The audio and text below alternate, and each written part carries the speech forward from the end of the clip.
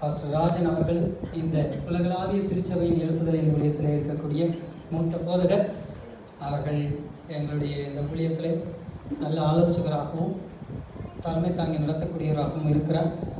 இந்த நாளிலே உங்களை ஆசீர்வதித்து ஒரு மிக முக்கியமான நோக்கத்திற்காக நாம் வந்திருக்கிறோம். ஏதோ சில காரியங்களை அறிந்து கொண்டு போவதற்காக அல்ல, எழும்பி தேவனுடைய ராஜ்யத்தை கட்டுகிறதற்காக ஆயத்தமாக்கப்பட்டு அனலூட்டப்பட்டு நாம் இங்கிருந்து செயல் வீரர்களாய் புறப்படும்படி நாம் இங்கே வந்திருக்கிறோம். ஆகையால் அதற்கு ஏற்றபடி கர்த்தருடைய கிருபையை பெறும்படி தேவனுடைய சமூகத்திலே உங்களுக்காக ஆசீர்வதித்து சில வார்த்தைகளை சொல்லி நம்மோடு பேசுவார்கள். நாம் கரங்களை தட்டி அவர்களை வரவேற்கிறோம். கர்த்தருடைய பரிசுத்த நாமத்திற்கு மகிமை உண்டாவதாக. ஆண்டவரும் இரட்சகருமாகிய கர்த்தராகிய இயேசு கிறிஸ்துவின் நாமத்தில் நெகேமியா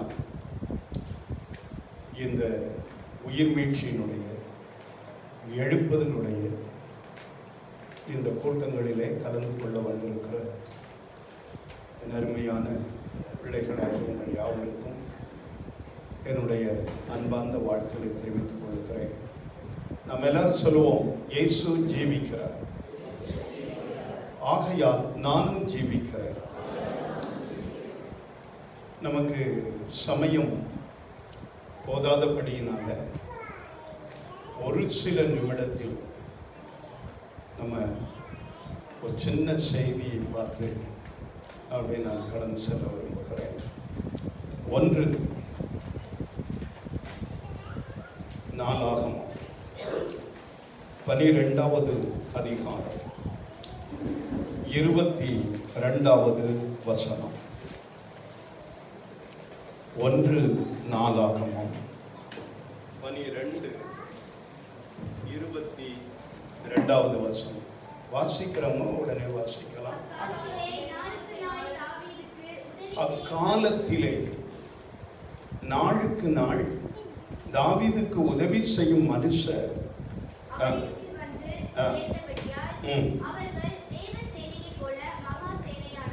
அவர்கள் தேவ சேனையை போல மகா சேனை.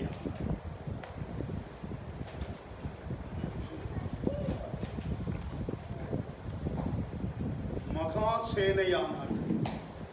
தேவ சேனையை போல.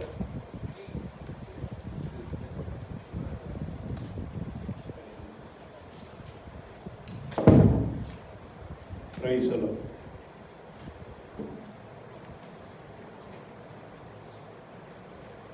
தாவீது வனாந்தரத்தில் அவர் இருக்கும் பொழுது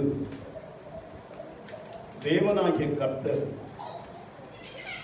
அவரை சிங்காசனத்திற்கு கொண்டு வருவதற்காக தேவனாகிய கர்த்தர் இஸ்ரவேல் கோத்திரத்தில் இருந்ததான அந்த 12 கோத்திரத்தில் இருந்து ஒரு 5 விதமான குழுவினை கர்த்தர் அவனுக்கு உதவி செய்யும்படிக்கு அனுப்பினார். ஆரம்ப காலத்தில் அவன் சவுலினால் துரத்தப்பட்ட பொழுது, இந்த 1 சாமுவேல் புத்தகம் வாசிச்சிருக்கீங்களா எல்லாரும்? தைரியம் பேசலாம். ஏன்னா அந்த சம்பவத்தை எடுத்து பேசும் பொழுது நீங்கள் வாசித்திருந்தால்தான் அதனுடைய ஆவிக்குரிய காரியத்தை நீங்கள் அறிந்து கொள்ள முடியும். அப்படி சவுலினால் அவன் துரத்தப்பட்ட பொழுது வனாந்தரத்திலே ஒரு கௌதாரியை போல சுற்றி கொண்டிருக்கிறான்.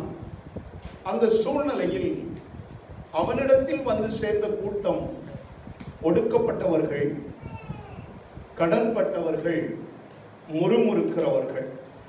1 சாமுவேல் 22வது அதிகாரம் 2வது வசனத்தை நாம் வாசிக்கின்ற பொழுது அவனிடத்தில் வந்து சேர்ந்த ஜனங்கள் 3 கூட்டம். இதில் 400 பேருக்கு அவன் தலைவனானான் என்று சொல்லப்பட்டிருக்கு. சமயம் இல்லை, நம்ம வாசிக்கிட்டு இருக்க முடியாது. 400 பேருக்கு தலைவனானான். எந்த கூட்டம்? இந்த 3 கூட்டம் இது நாளடைவில் அப்படியே டெவலப் ஆகி ஒரு 600 பேர் ஆயிடுச்சு. 1 சாமுவேல் 30வது அதிகாரம் 9வது வசனத்தில். இப்ப கவனிங்க, அந்த கூட்டத்தை வைத்து தாவீதான் ஒரு பொழுதும் இஸ்ரவேல் ஜனத்திற்கு ஆளுகை செய்யத்தக்கதாக அந்த சிங்காசனத்திற்கு வரவே முடியாது.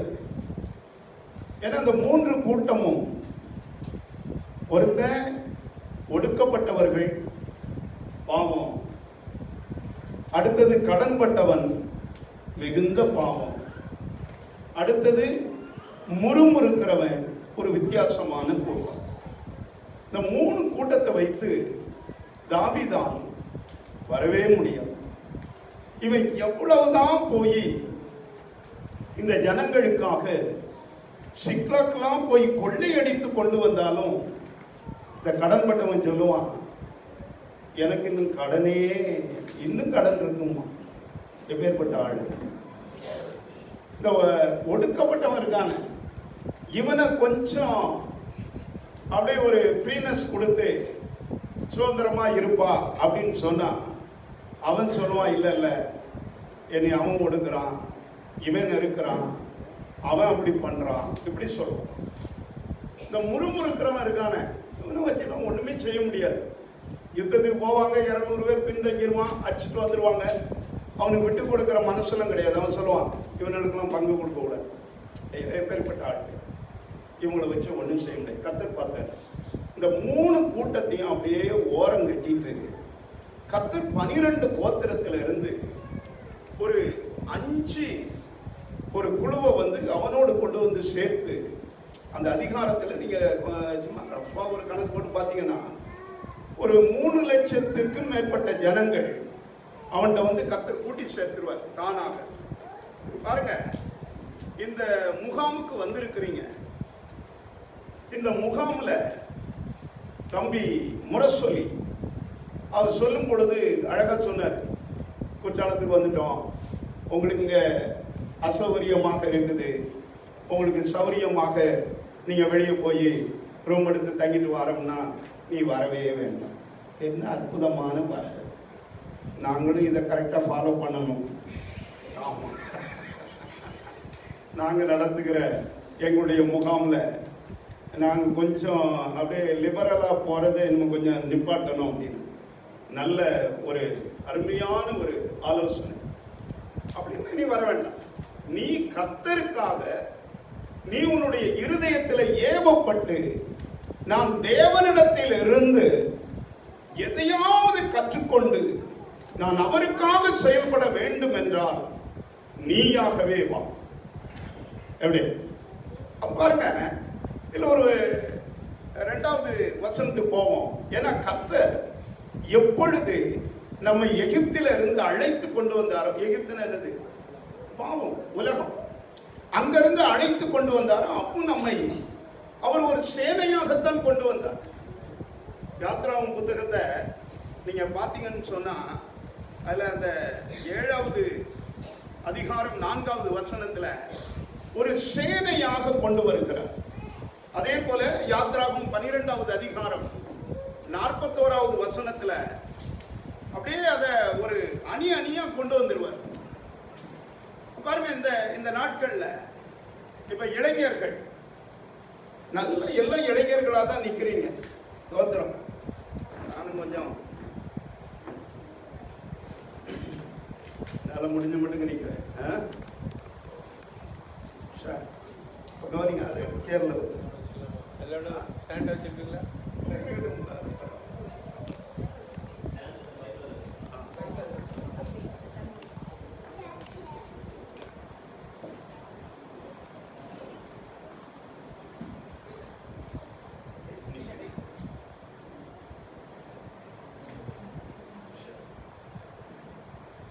பாருங்க, அணி அணியாக இன்னைக்கு ராஜ்யத்தினுடைய சுவிசேஷம் எங்கும் கடந்து சென்று கொண்டு இருக்கிறது.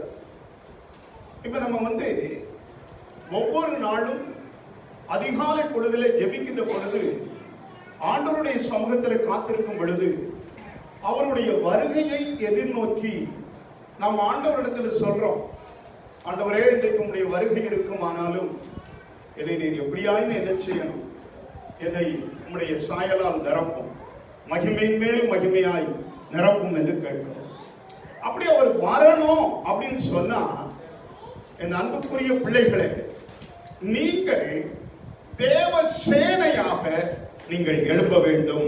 கர்த்தராகிய இயேசு கிறிஸ்துவுக்காக நீ ஒரு சேனை, அதை நீ மறந்துடக்கூடாது. ஒரு சாதாரண மனிதர், ஏன்னா நான் இப்ப ரொம்ப விவரித்து பேச முடியாத ஒரு சூழல்.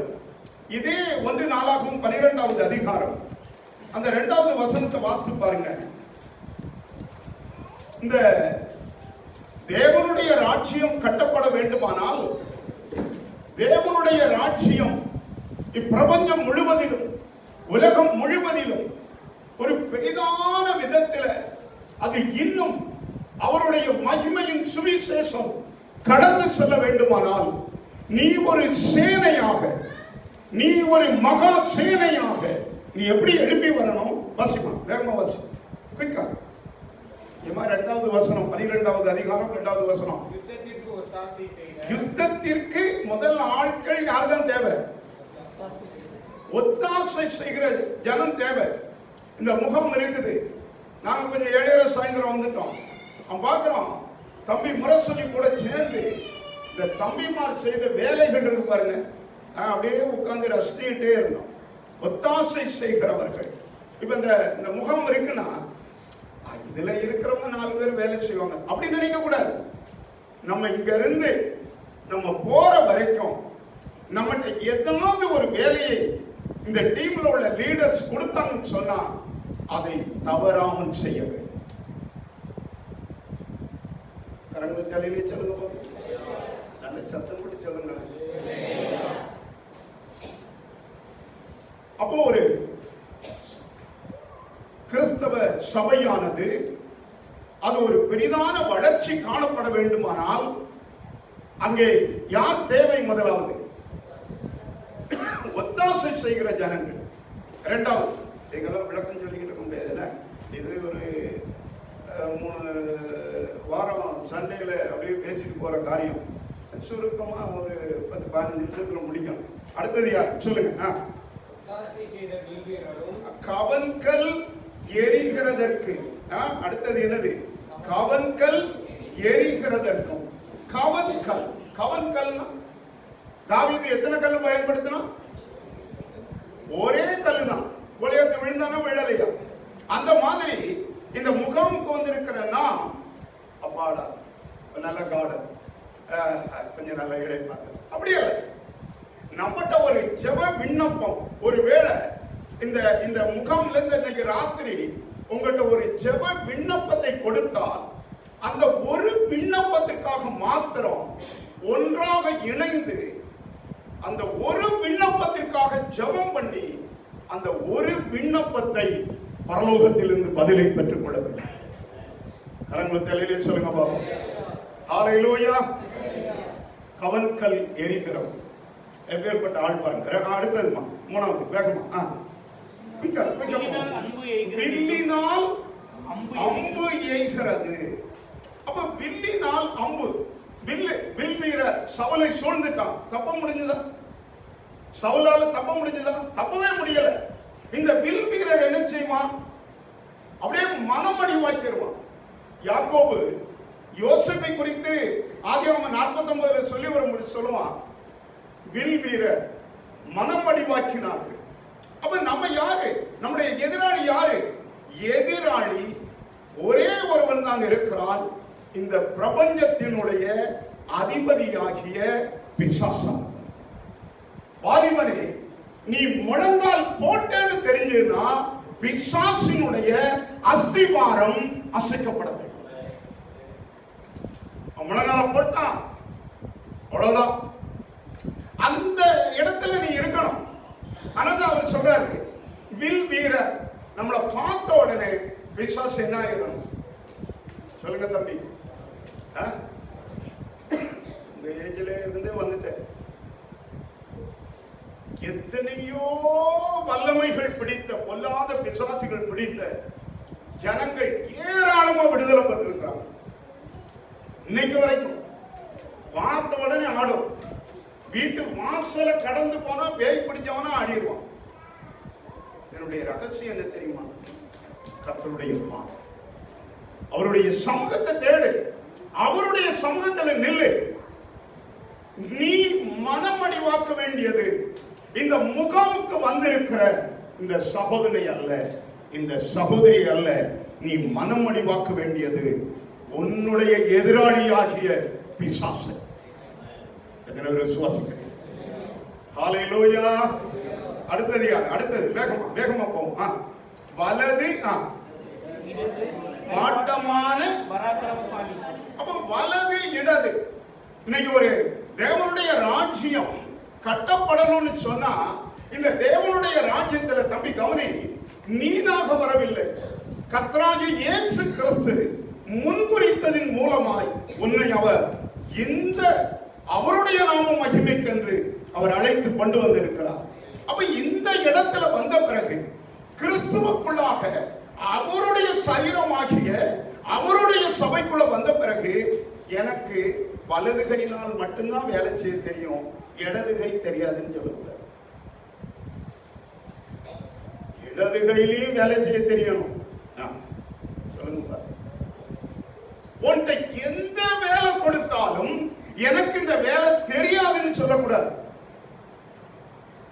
ஏன்னா நம்முடைய ஆவிக்குரிய வாழ்க்கையில போராட்டம் எந்த திசையில் இருந்து வரும், எந்த திசையில் இருந்து வந்தாலும், அது வலது பக்கம் வந்தாலும் இடது பக்கம் வந்தாலும் அதை எதிர்கொள்ளக்கூடிய பரிசுத்த ஆவியானுடைய அபிஷேகமும் வல்லமையும் என்னிடத்தில் உண்டு. இந்த முகாமுதைக்கும் இங்க உள்ள லீடர்ஸ் உங்களை கூப்பிட்டு சொல்றாங்க, இந்த வேலைகளை கொஞ்சம் பாருங்க, இதெல்லாம் எனக்கு செஞ்சு பழக்கம் இல்லை அப்படிங்க கூடாது. உள்ள வந்தாச்சு. இந்த ட்ரைனிங் எப்படின்னா, கேள்வியே கேட்காத ட்ரைனிங் தான் இந்த போர் பயிற்சி. நீயும் கிறிஸ்துவுக்கு நல்ல சொல்லுங்க, சொல்லும் நல்ல சொல்லுங்கம்மா, போர் சேவகம். மிலிட்டரியில ஒரு ட்ரைனிங் வச்சிருக்காங்க, கேள்வி கேட்காத ஒரு ட்ரைனிங். இங்க வந்த பிறகு கேள்வி என்பதே என்ன செய்யக்கூடாது. அவங்களுக்கு தான் கற்றுக் கொடுப்பியோ, அவங்களுக்கு தான் மெச்ச கொடுப்பியோ, எங்களை மாத்திரம் வந்து தரையில படுக்க சொல்லிட்டு கூடாது. புரியுதா? தரையாக இருந்தாலும் என் தலைவனே, எனக்காக கிறிஸ்து உன்னை ஒரு தலைவனாக வைத்திருக்கிறார், நான் உன்னோடு கூட இந்த தரையிலே வந்து அமர்ந்து கொள்ளுகிறேன். சரிங்களா?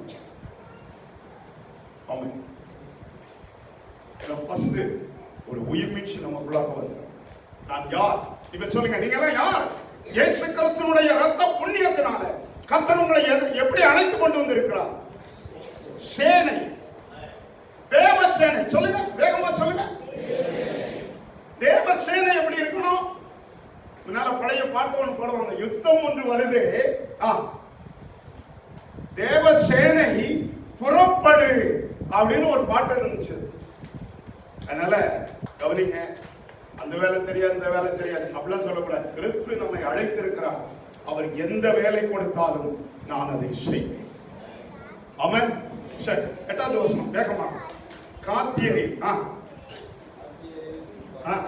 பரிசையும், நல்ல சத்தம் போட்டு வாசிங்க, நல்ல காத்தியரில் பரிசையும் ஈட்டியையும் பிடித்து சிங்கம். சரி, போதும். எப்படி பரிசை ஈட்டி உன்னை பாதுகாத்துக் கொள்ளணும், கடைசி வரைக்கும் பாதுகாத்துக் கொள்ளணும். எப்ப மிடில்ல நல்லா தான், துவக்கத்தில் நல்லா தான் இருக்கும். அந்த நடுவுல போகும்போதுதான் படகுல என்ன வந்துட்டு பிரச்சனை வந்துட்டேன்னு பின்தங்காத, முடிவை நோக்கி போ. முடிவு நல்லா இருக்கணும், அந்த பினிஷிங் ரொம்ப அருமையா இருக்கணும். அப்போ உன்னை நீ வந்து பாதுகாத்துக் கொள்ளணும். கோலியாத் வாரானா அவனுக்கு முன்னால யார் வருவா? பரிசை ஈட்டியும் பிடிச்சிட்டு ஒருத்தன் வருவான். புரியுதா உங்களுக்கு?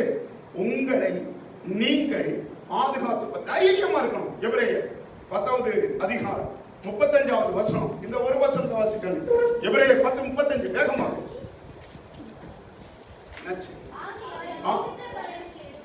என்னமா மிகுந்த பலனுக்கு ஏதுவான எப்ப இந்த மார்க்கத்துக்குள்ள கோழைகளுக்கு இங்க இடம் கிடையாது. இந்த மார்க்கத்துல தைரியமா இருக்கணும். எதை கண்டும் பயப்படக்கூடாது, எதை கண்டும் அஞ்சக்கூடாது. நான் சொல்ற புரியுதா உங்களுக்கு? ஏன்னா இன்னைக்கு எத்தனையோ சாம்ராஜ்யத்தை கண்டுதான் இந்த மார்க்கம் எழும்பிக் கொண்டே இருக்கிறது. அப்போஸ்தலர்கள் தன்னுடைய ஜீவனையை கொடுத்திருக்கிறாங்க. நிறைய மிஷனரிமார் இன்றைக்கு மீண்டும் அடுத்த கட்ட தலைவர்களாக கர்த்தர் உங்களெல்லாம் எழுப்பிக் கொண்டு வருகிறார். ஒரு காலத்துல உங்க வயசுல நாங்க எழுப்போம், புரியுதா? இப்ப எங்க டைம் இன்னும் எவ்வளவு காலமா தெரியாது. ஆனா இனி உங்க கையில் அந்த அறுவடையை ஆண்டவர் தந்து கொண்டிருக்கிறார். விசுவாசிக்கிறீங்க? தைரியமா முன் செல்வியா, கோழையா இருப்பியா? இந்த மார்க்கம், இந்த கிறிஸ்தவ மார்க்கம், இது தைரியசாலிகளால் இதுவரையிலும் மகிமையின் ராஜ்யம் கட்டப்பட்டு வருகிறது. ஆமென். கரங்களை தலையிலே சொல்லுங்க பாப்போம். கோழைக்கு இடமே கிடையாது. பின் தங்கிட்டோம்னு சொன்னா நம்முடைய எதிராளி சத்துரு நம்மளை போட்டு தள்ளிடுவான். இப்ப டைம் இல்ல, என்னாம 25ல இருக்கு. பின்னால வந்தவனெல்லாம் சத்துரு வெட்டிட்டான். பின்னாலே போக கூடாது, எங்கதான் நிக்கணும், முன்னணியில நிக்கணும். அதான் சொல்றாரு. அடுத்தது எப்படியா? சிங்க முகம் போன்ற முகம். நம்முடைய முகம் எப்படி இருக்கணுமா? வேகமா சொல்லுங்க. நீங்க தான் இந்த முகாம்ல பேசணும் கண்ணு. நீங்க பேசுறதுக்காக இங்க வந்திருக்கிறோம். உங்க முகம் எப்படி இருக்கணும்? சிங்க முகம். இப்ப சிம்சன் போறோம் அம்மா அப்பா கூட, திடீர்னு சிங்கம் வந்துட்டு அம்மா அப்பா நான் சத்தம் போட்டு இடந்தான். சிங்கம் வந்தவொடனே என்ன செய்யறான்? நேரா போனான். கர்த்தருடைய ஆவியம் மேலே இறங்கிச்சது. கிழிச்சானா கிழிக்கலையா? கிழிச்சானா கிழிக்கலையா? தாவீது ஆடு மேய்ச்சிக்கிட்டு இருக்கான், குட்டியை பிடிச்சிட்டு சிங்கம் அது வாயில வந்து குட்டியை பிடுங்குறான். இவன் மேல பாயுது. கிழிச்சானா கிழிக்கலையா? அடிக்க ஒண்ணு போட்டு வந்துட்டான். சத்துருக்களை ஜெயிக்கிற பரிசுத்த ஆவியானவருடைய அந்த அபிஷேகத்தையும் அந்த பலத்தையும் பெற்றுக் கொள்ளுங்கள் பிள்ளைகள். பரிசுத்த ஆவியானவரை அனுதினமும் நீங்க அப்படியே அதை பெற்றுக்கொண்டே இருக்க வேண்டும். அபிஷேகம் வல்லமையினால் நிரப்பப்பட்டுக் கொண்டே இருங்க.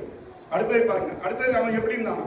இன்னொரு கூட்டம் வெளிமான் வேகம் போன்ற. அப்ப வெளிமானின் மான் எப்படி ஓடும்? ரொம்ப ஸ்பீடு இல்ல? அந்த மாதிரி தான் இந்த கிறிஸ்தவ வாழ்க்கையில. தம்பி, உங்களை கர்த்தர் எங்கெல்லாம் சுவிசேஷத்துக்காக கொண்டு போறாரோ எனக்கு தெரியாது. தங்கச்சி, உங்களை எங்கெல்லாம் கொண்டு போறாரோ தெரியாது. ஆணோ பெண்ணோ தேவனுடைய பார்வையில எல்லாம் சமந்தான். கர்த்தர் உங்களை ஒவ்வொரு காரியத்திலே எடுத்து பயன்படுத்துவார், புரியுதா? ஆனால் இது உங்களுடைய வேகம் எப்படி இருக்கணும் சொல்லுங்கம்மா. தம்பி, எனக்கு ரொம்ப சோமலம் போய் சாவத கண்டிஷனுக்கு போயிட்டேன். ஆனாலும் விடலை. அந்த மரண படுக்கையிலையும் பரிசுத்தவான்கள் எழுதின அந்த பாடலை பாடி பாடி பாடி பாடி ஜீவனை பெற்றுக்கிட்டேன். பல மாதங்களுக்கு அப்புறம் இன்னைக்கு எப்படியாயும் உங்களை பார்த்துட்டு போயிடணும்னு இந்த பிரயாணம் முடியும். நான் பிரயாணமே பண்ணக்கூடாது. என்னுடைய டாக்டருடைய அட்வைஸ், காத்து இல்லாம இருக்க கூடாது. ஆனா இன்னைக்கு எல்லாம் ஓவர்டேக் பண்ணி ஆண்டவரே நான் போகணும். ஆனா தான் இன்னைக்கு முதல் செய்தி. நாளைக்கு காலையில் நான் ஊருக்கு போயிடுவேன். கவனிச்சிட்டீங்களா? நான் சொல்றேன், கடைசி ஜீவன் போற வரையிலும் இந்த கால்கள் தேவனுக்காக வேகமாய் ஓடும். ஹல்லேலூயா, ஹல்லேலூயா. நான் எவ்வளவு சத்தம் போட்டேன் வயசு, நீங்க நல்ல சத்தம் போடுங்க. ஆமென். சொல்ல புரியுதா உங்களுக்கு? வேகத்தை குறைக்கவே கூடாது, கடைசி வரைக்கும் குறைக்க கூடாது. வெளி மான் மலை. சரி, அடுத்தது 15வது வருஷம். 15 வேகமா நீங்க வாசனை கடக்க கடக்கு. நான் இதுக்கு விளக்கம்லாம் தரல, சிம்பிளா நீங்க புரிஞ்சுக்கிட்டீங்க அப்படின்னா. யோர்தான் மாதத்தில் அதை கடந்து பள்ளத்தாக்கில் இருக்கிற யாவரையும், எப்படி தாவீதோடு வந்த கூட்டத்தை பாருங்க. யோர்தான் வருஷம் முழுவதும் அது வெள்ளம் பாஞ்சுக்கிட்டே இருக்கும், கரை புரண்டு ஓடும். ஆனா அவனுக்கு அதை பத்தி எல்லாம் சொல்ல கிடையாது. கரைக்கு நீ போகணும். குதிச்சிருவானே? எப்படி குதிப்பியா? கர்த்தர் அப்படின்னா குதிச்சிருவியா?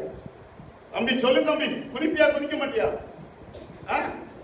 சும்மா வந்து நின்று நான் அந்த வேலையை பார்த்து கொண்டிருந்தேன்.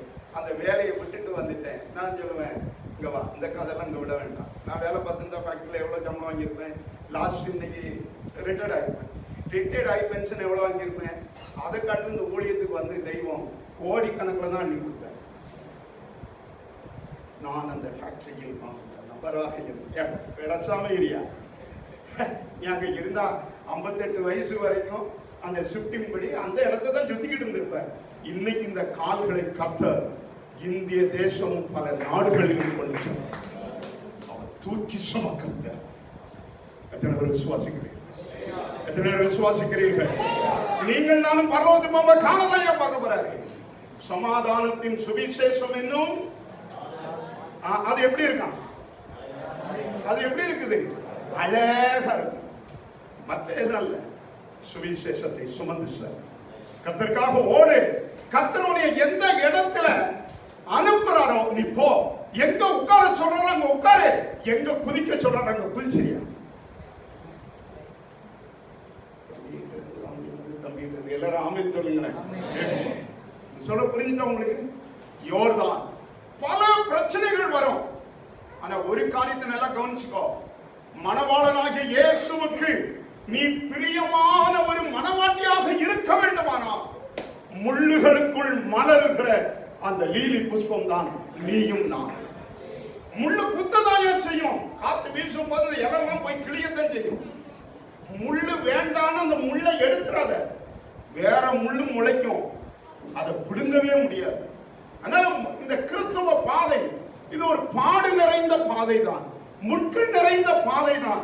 கண்டு சோர்ந்து போகாதே. அந்த முட்களின் நடுவில் கர்த்தர் உன்னை பிரியமானவளாக தெரிந்து கொண்டார். நான் இப்ப உன்னது படணும் வசனம் எடுக்கல, இல்லை அங்கதான் இருக்குது. ஆமென். சரி, அடுத்தது போடியும் 18வது வசனம். வேகமாக வேகமாக. அப்பொழுது தலைவனான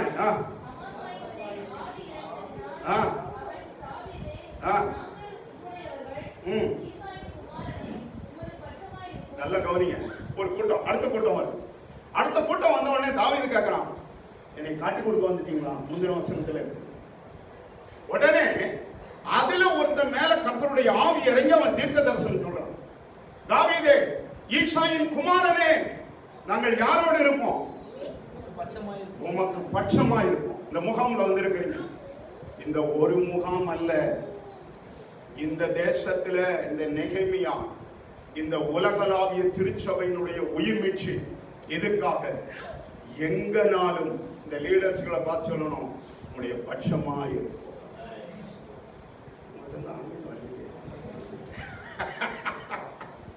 இந்த 3 நாள் இந்த முகாம்ல நீங்க எப்படி இருக்கணும்? 3 நாளோடு முடிச்சிடலாமா? இல்ல, அடுத்தது கேட்கணும். அண்ணே, அடுத்தது எங்கண்ணே? எந்த மாசம், எந்த வாரம், எந்த டேட்டு சொல்லுங்க. நாங்கள் இந்த ஊழியத்திற்கு நாங்கள் பட்சமாய் இருப்போம். எப்படி? அடுத்தது சொல்றோம் பாரு. உமக்கு சமாதானம். லீடர்ஸ் எல்லாம் கவனிங்க. இந்த லீடர்ஸ்களுக்கு இப்ப உதவி செய்றீங்க பாத்தீங்களா? உங்களுக்கு என்னதான் சமாதானம்.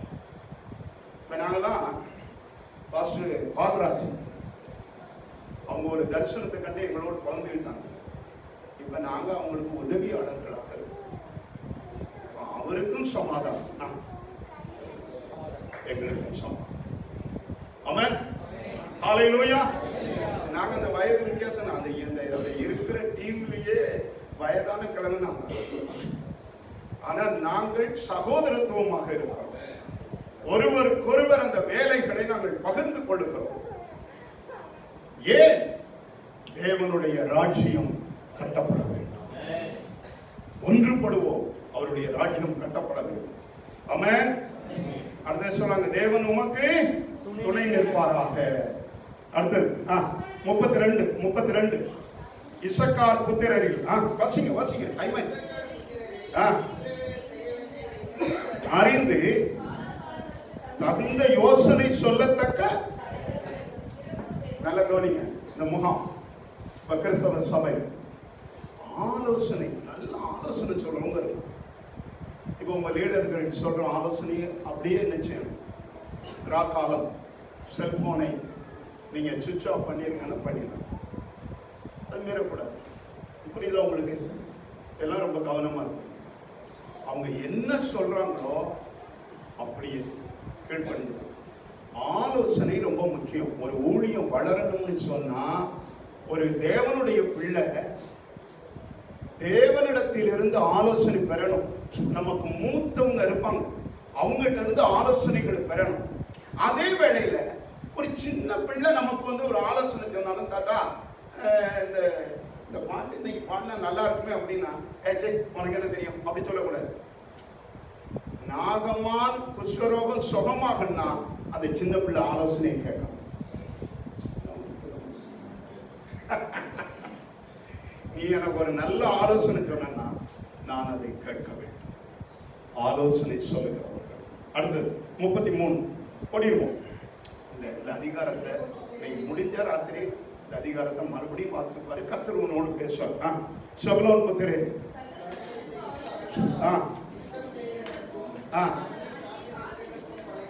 நல்ல இதை காத்துக்கொள்ளுங்க. என்ன சரியா? சகோதரிமாரெல்லாம் வந்திருக்காங்க, எல்லா அக்காமாரெல்லாம் வந்திருக்கிறாங்க. இந்த டீம் இந்த கேம்பஸ் கூட இருக்கிறோம். நல்ல ஜெபத்துல நிறைஞ்சிருக்கோம். நம்மோடு இருக்கிறவர்களை காத்துக்கொள்ளணும். அசைவே இல்லையே. புரியுதா? உங்களையும் காத்துக்கொள்ளணும், உங்க குடும்பத்தை காத்துக்கொள்ளணும். இப்ப இங்க வந்திருக்கிறீங்க ஊழியத்தை, இந்த ஊழியத்துல எல்லாரையும் காத்துக்கொள்ளணும். அதான் சொல்றாரு, சகல ஆயுதங்களாகும். பாருங்க அடுத்தது என்னது? காத்து வஞ்சனை செய்யாமல். பாருங்க, வஞ்சனையே நம்மகிட்ட இருக்கக்கூடாது, அந்த கதையே இருக்கக்கூடாது. வஞ்சனை இல்லாம நம்மகிட்ட வந்து இவர் தான் எனக்கு பிடிக்கும், இவரை பிடிக்காது அப்படின்னு போகக்கூடாது.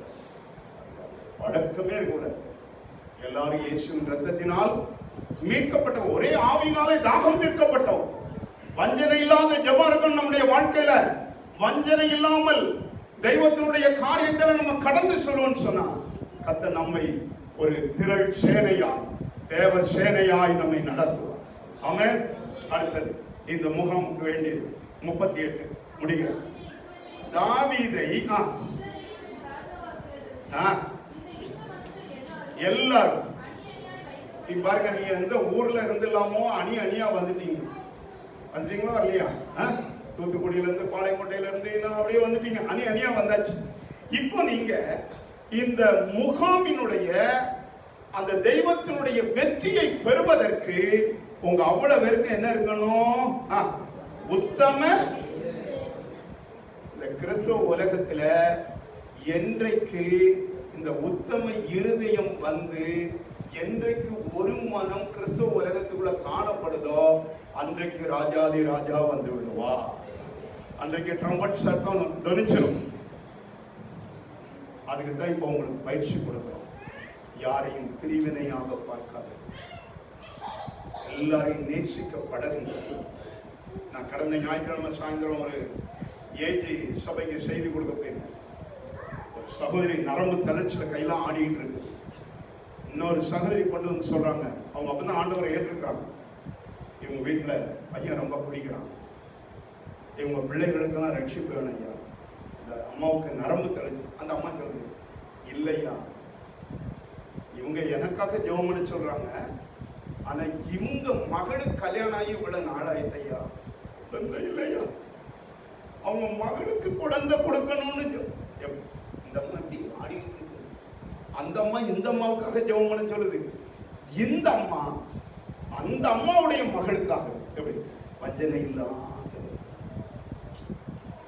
ஒண்ணுமே ஓடல. இப்படி ஒரு தெய்வத்தினுடைய அன்பா, ஒருவர் பாரத்தை ஒருவர், ஒருவருக்காக ஒருவர் ஊக்கமாக ஜெபம் பண்ணி அப்படி பார்த்தீங்களா? அதனால இந்த கேம்ப் இல்லைப்போ உங்களுக்கு நல்ல உத்தம இருதயத்தை தாராண்டவரே. ஆண்டவரே எங்களை இதுல ஒரு சேனையாக கொண்டு நாங்கள் இந்த முகாம் முடிச்சு போகும்போது தேவ சேனையாக மிகுந்த தைரியம் உள்ளவர்களாக இந்த கேம்பஸை வெளியே போய் தனிப்பட்ட ரீதியில என்னை நிப்பாட்டி இருந்தாலும் நான் உமக்காக நிற்கணும் ஆண்டவரே, நான் உமக்காக வேலை செய்யணும் ஆண்டவரே, எனக்கு உதவி செய். கடைசியில் முடிக்கிறாங்க, தாவீது ராஜாவாக்குகிறதற்கு என்னப்பட்டிருந்தார்கள். அப்ப இயேசு ராஜா இங்க வர வேண்டுமா? அவர் ராஜாதி ராஜா வர வேண்டுமானால் தெய்வ ஜனமாகி நமக்கு என்ன வேண்டும்? உத்தம இருதயம். அடுத்தது என்ன இருக்கணும்? இந்த ரெண்டு என்றைக்கு வருதோ அன்றைக்கு ராஜா ராஜா வருகிறார். அப்படியே அந்த ஃபாதர் அப்படி துள்ளி துள்ளி பாடுவார், ராஜா வருகிறார் ஆயத்தமாகும் அப்படி பாடுவார்ல. எனக்கு துள்ள ஆசை, எனக்கு முடியாது, நீங்க துள்ளி. ஆமென். கர்த்தர் நல்லவர். ஹல்லேலூயா. அவர் எழுந்து ஒரு சில நிமிடம் இந்த முகாம் வெற்றியாக நீங்க இதை முடிச்சு போகும்போது பிள்ளைகள் கவனிங்க, நீங்க ஒரு தேவனுடைய சேனை என்பதை மறக்கக்கூடாது.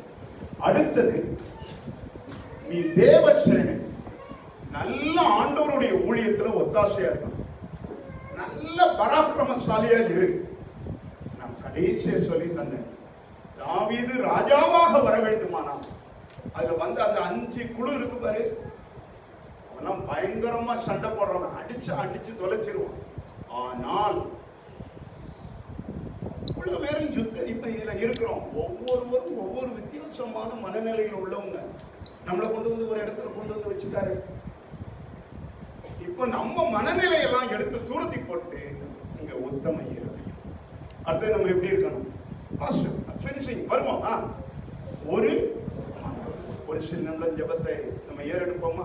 தம்பி ஜாசுவா டக்குன்னு வந்து ஒரு சில நிமிடம் இந்த இதை உள்வாங்கிக் கொண்டு, இந்த முகாமுக்கு தேவை உத்தம இருதயம், ஒரு மனம். ஒரு சில நிமிடம் எல்லாரும் கண்களை மூடி சமூகத்துல நம்ம எல்லாரும் தேங்க்யூ ஹோலி ஸ்பிரிட். எல்லா ஸ்தோத்திரம் பண்ணுவோமானுடைய நாமத்தை. ஹல்லேலூயா. கொடுக்கப்பட்ட தேவனுடைய வார்த்தைக்காக எல்லாம் கர்த்தருக்கு நன்றி செலுத்தி, தேவனே உடைய வல்லமையுள்ள வார்த்தைக்காக நாங்கள் உம்மை துதிக்கிறோம். ஆண்டவரே உடைய ஜீவனுள்ள வார்த்தைகளுக்காக நாங்கள் உம்மை துதிக்கிறோம். நீ நல்லவர் நல்லவர். எல்லாம் கர்த்தரை துதிக்க ஆரம்பிக்கலாம். ஆண்டவரே நாங்களுடைய நாமத்தை மகிமைப்படுத்துகிறோம். எங்களை ஆண்டவரே நீர் தாயின் கருவில் அல்ல, உலக தோற்றத்துக்கு முன்னமே உம்முடைய ராஜ்யத்தின் வேலைக்காக ஆண்டவரே உம்முடைய சுவிசேஷத்தின் பணிக்காக எங்களை தெரிந்து கொண்டு, ஆண்டவரே உம்முடைய சபையாகிய ஆண்டவரே உம்முடைய சரீரத்தை கட்டுவதற்காக எங்களை ஆண்டவரே நீர் அதில் இணைத்து எங்களை தெரிந்து கொண்டீரே. எங்களை ஆண்டவரே உம்முடைய சேனையாக அழைத்திருக்கிறீரே. ஆண்டவரே நாங்கள் உம்மை துதிக்கிறோம். தகப்பனே உம்முடைய நாமத்தை மகிமைப்படுத்துகிறோம். எல்லாரும் துதிக்க ஆரம்பிக்கலாம். தேவனுடைய சமூகத்தை அப்படியே தொழுது கொள்வோம். ஸ்தோத்திரம் பண்ணுவோம். எல்லாரும் ஸ்தோத்திரம் பண்ணலாம். ஹல்லேலூயா, ஹல்லேலூயா, ஹல்லேலூயா. நல்ல உயிர்மீட்சி நாளது. இந்த நல்ல வெளியேற பெற்ற நேரத்திற்காக கர்த்தரை துதிக்க ஆரம்பிக்கலாம். நமக்கு எல்லாருக்கும் தெரியும், எபிரேயர் 11ஆம் அதிகாரத்துல அங்க விசுவாச வீரருடைய பட்டியலை குறித்து நாம் காண்கிறோம். எல்லாருக்கும் தெரிந்த ஒரு விஷயம். ஆனால் இங்கே பழைய பாட்டில நமக்கு ஒரு செயல் வீரர்களை குறித்ததான காரியங்களை நாம் பார்த்து வருகிறோம். எதற்காக நாம் பார்த்திருக்கிறோம்? இன்றைய காலகட்டத்துல, இந்த உலகத்துல, இந்த நாட்களில, இந்த கடைசி நிமிடத்துல வந்திருக்கிற நீங்களும் நானும் ஒரு தேவ சேனையாக கர்த்தருடைய ராஜ்யத்தை கட்டும்படியாக தேவனுக்காக வைராக்கியமாக எழும்பி அவருடைய பராக்கிரமசாலியாக கர்த்தர் நம்மோடு கூட இருக்கிறார் என்று சொல்லி அவருடைய ராஜ்யத்தை ஸ்தாபிக்கத்தக்கதாக இந்த உலகம் முழுவதற்கும், இந்த பிரபஞ்சம் முழுவதற்கும் அவருடைய உலகளாவிய அந்த சபை கட்டப்படுவதற்காக, அவருக்காக எழும்புகிறவர் கூட்டமாய் மாறுவதற்காக கர்த்தர் நம்மோடு கூட பேசியிருக்கிறார். ஆண்டவரே என்னை எழும்ப பண்ணுவீராக. ஒரு ஒத்தாசை செய்கிற அனுபவத்தை எனக்குள்ளாக தாரும். உத்தம இருதயத்தை எனக்குள்ளாக தாரும். ஆண்டவரே நான் ஒரு மனதோடு உம்முடைய ராஜ்யத்தை கட்ட எனக்கு உதவி செய்யும். தகப்பனே எனக்குள்ளாக உம்முடைய வரங்கள் செயல்படுவதாக. ஆண்டவரே உம்முடைய ஆவிக்குரிய கனிகள் எனக்குள்ளாக செயல்படுவதாக. என்னை ஒரு ஆண்டவரே திறமைசாலியாக எழுப்புவீராக. ஆண்டவரே உம்முடைய ராஜ்யத்தை கட்ட என்னை அர்ப்பணிக்கிறேன். ஹல்லேலூயா, ஹல்லேலூயா, ஹல்லேலூயா. எல்லாரும் கரங்களை உயர்த்தி ஒப்புக்கொடுக்க போகிறோம். இன்றைக்கு தேவன் காண்கிற செயல் வீரர்களாக நீங்களும் நானும் எங்கேயோ ஒரு கடையில யாரும் அறியாதவர்களாக பிறந்திருந்தாலும் கர்த்தர் இந்த முகாமின் மூலமாக மகனே மகளே உலக தோன்றதுக்கு முன்னே நம்முடைய கிறிஸ்துவுக்குள்ளாக தெரிந்து கொண்ட ஒரு நோக்கம் உண்டு. அது என் சபையை கட்டுவதற்காக, அது இந்த உலகத்தை நான் நினைத்தபடி திட்டமிட்டபடி உன்னை கொண்டு அந்த நோக்கத்தை நிறைவேற்றவே என்று சொல்லி அதை கொண்டு வந்திருக்கிறார். அப்படி நம்ம ஒப்புக்கொண்டுக்கலாமா? இந்த 12ஆம் அதிகாரத்துல நாம் வாசித்த நாம் பார்த்த ஒவ்வொரு காரியங்களுக்கும் நம்ம அர்ப்பணிக்க போகிறோம். எல்லாம் இந்த காலத்துல தேவன் தம்முடைய ராஜ்யத்தை ஸ்தாபிப்பதற்காக, தேவனே ராஜ்யம் வருவதாக என்கிற அந்த பெரிதான ஒரு ஏக்கத்தோடு வாஞ்சியோடு அப்படி கரங்களை உயர்த்தலாமா? Hallelujah, thank you Jesus. Hallelujah. ஆச்சரியமே அதிசயமே ஆண்டவர் செயல்கள் ஆதிபக்தரிடம். ஒரு சகத்தோடு நாம் பாடி ஆண்டவரை துதிக்க போகிறோம். ஆச்சரியமே அதிசயமே ஆண்டவர் செயல்கள் ஆதிபக்தரிடம். ஆச்சரியமே அதிசயமே ஆண்டவர் செயல்கள்